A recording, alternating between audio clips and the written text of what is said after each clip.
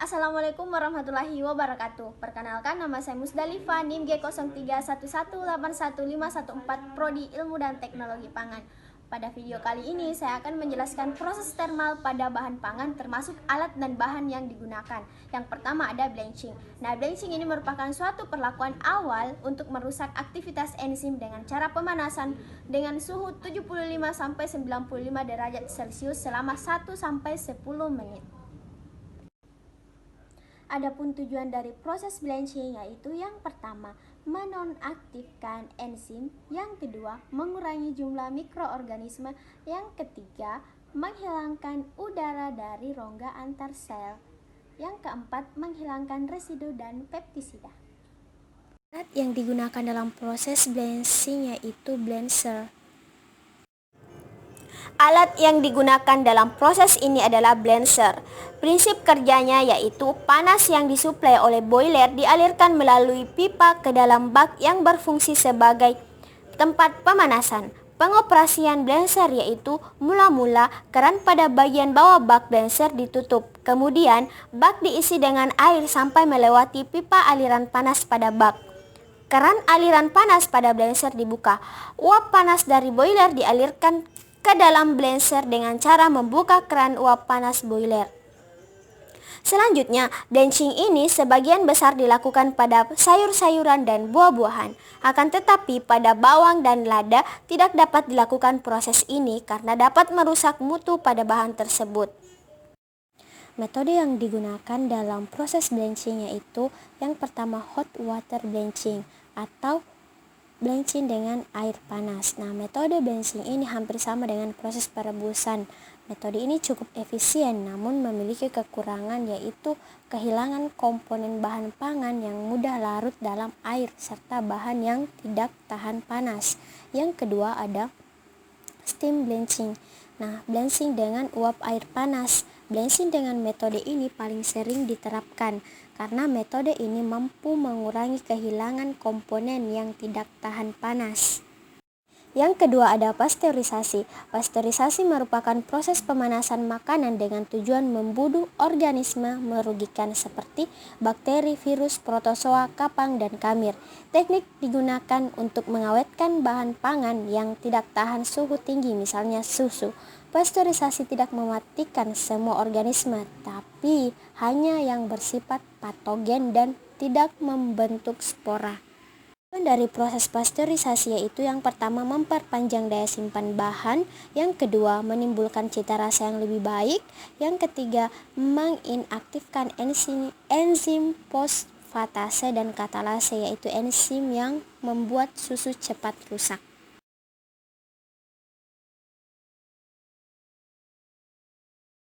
Alat yang digunakan dalam proses pasteurisasi yaitu heat exchange. Prinsip kerja pasteurisasi adalah perlakuan panas yang diberikan pada bahan baku dengan suhu di bawah titik didih.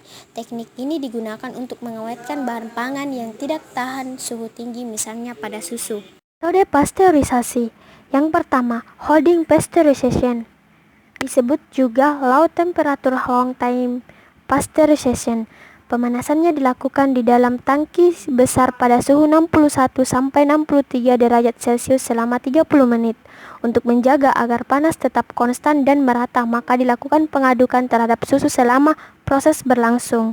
Yang kedua ada high temperature short time pasteurization, dilakukan pada temperatur yang tinggi dan waktu yang singkat, yaitu pada temperatur 71,7 sampai 75 derajat Celcius selama 15 sampai 16 detik. Prosesnya menggunakan metode kontinu dengan plat pemindahan panas. Produknya tahan lama selama 2 minggu dalam lemari es.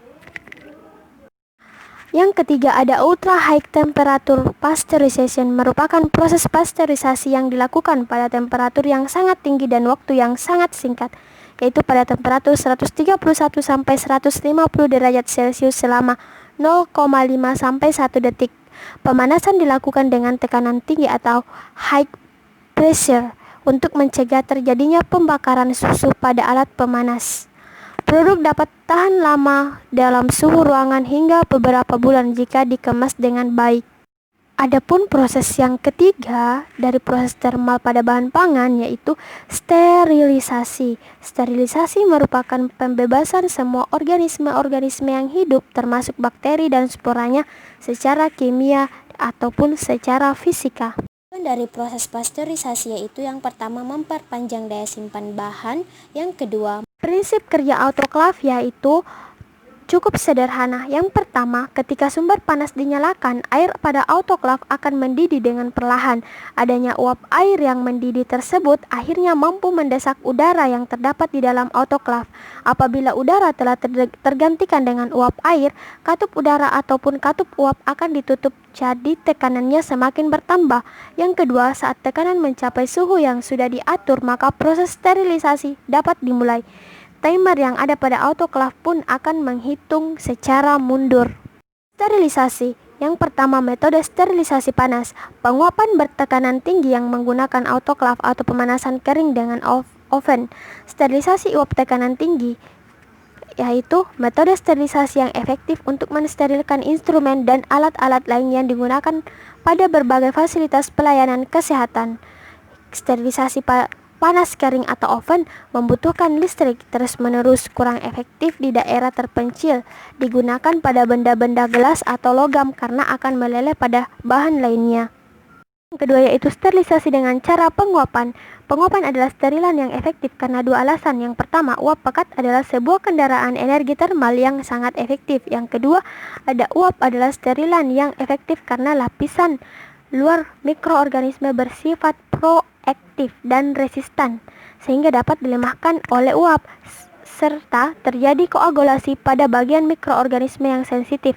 Yang ketiga ada sterilisasi kimia, digunakan apabila dengan sterilisasi panas kering atau sterilisasi tekanan tinggi yang akan merusak objek tersebut atau peralatan tidak tersedia. Demikianlah video dari proses termal pada bahan pangan, yaitu ada blanching, pasteurisasi, dan sterilisasi. Kurang dan lebihnya mohon dimaafkan. Wassalamualaikum warahmatullahi wabarakatuh.